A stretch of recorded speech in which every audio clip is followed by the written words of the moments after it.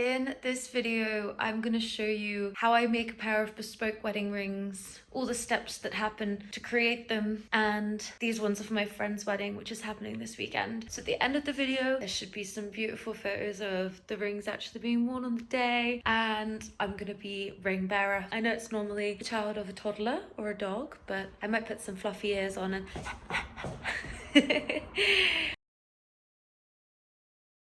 I'll insert the initial drawings around about here, but we're making one organic wedding band for her to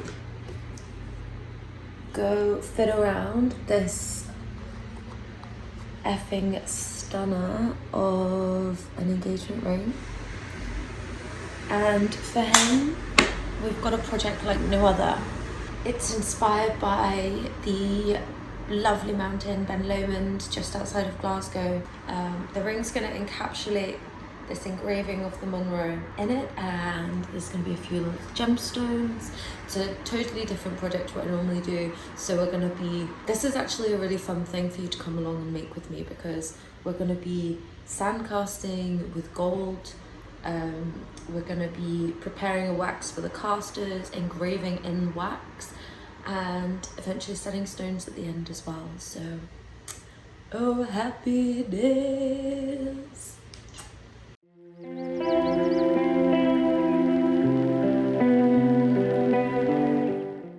If you need a reminder on how we build up wax with a soldering iron, please head over to this video here. But essentially, you'll need one of these, a bog standard soldering iron with a temperature gauge. And then I've got my Frankenstein wax. And what we're going to do is set the soldering iron temperature to 300 degrees. That's 300 degrees centigrade because I'm in the UK. And then slowly and carefully drip the wax around the engagement ring. We want these two pieces to eventually sit snugly together, so it's a kind of constant comparison and evaluation of whether these two shapes are congruous and sit nicely and comfortably together, but also look good together. After a couple of hours, we have two rings that appear to fit very snugly together.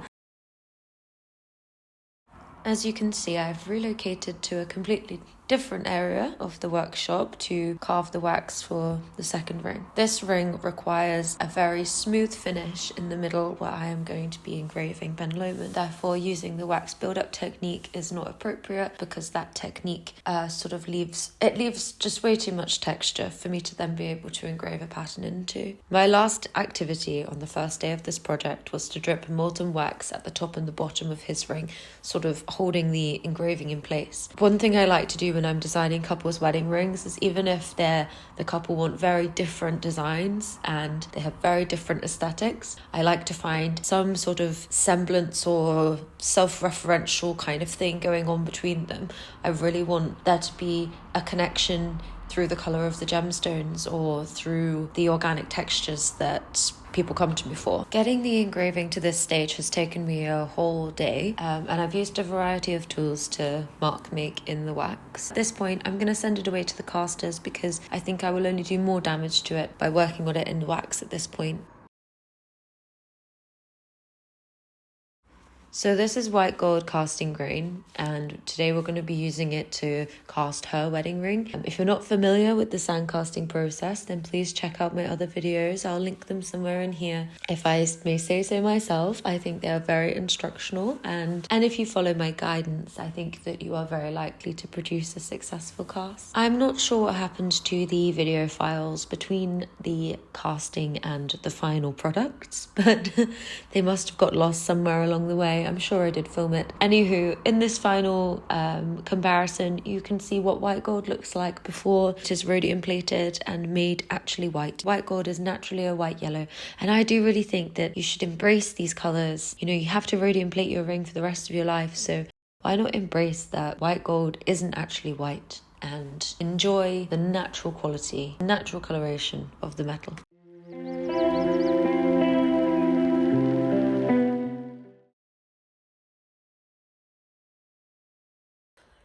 I'm waiting for some wedding rings to be delivered back from Hallmarking. They should be here by 1 p.m. The wedding is next weekend. They're for our friends. I've got my parcels. Good day, good afternoon. I have made it to work at last. It took the delivery person till 2:15 to deliver my parcels. But I'll show you what's in them. This is the white gold wedding band, and they've stamped it upside down. They've stamped it upside down. Fucking hell. That's so annoying. They'll never know. These are almost really close to being done. This needs final polish and a rhodium plate to make it white. Like, white gold isn't actually white. It gets plated with rhodium, which doesn't last forever, but that makes it white. Here, I'm really excited for this one. This is his wedding ring, and you can see it's got this pattern all the way around. That is Ben Lomond. It's a really lovely mountain just outside of Glasgow. You can see it from the park and everything. But it just needs a bit of cleaning up. It needs to look exactly like Ben Lomond. Now that the ring's in metal, you can really see where the patterns are, where the sort of depth and undulation sits, where I've missed sections in the wax, and what needs to be generally improved. So over the next few scenes, you're going to see me doing sanding, polishing, and again, I seem to have misplaced the footage of me touching up the engraving. I seem to remember it was quite stressful. When I looked at the picture of Ben Lomond and the picture of my ring, I thought that they looked like entirely different mountains. So it required quite a bit of work to sort of bring it all together. And then before the final polish of the ring and before I set the black diamond in the sky, my client's question when he came in for the consultation was, are there any black metals to make his ring in? So the best kind of solution I could come up with was to really darken down the sky. I think I added the platinum on maybe 2 or 3 times, sort of really build it up and make sure that we were getting the darkest sort of texture possible. We got to go to the wedding and it was just wonderful.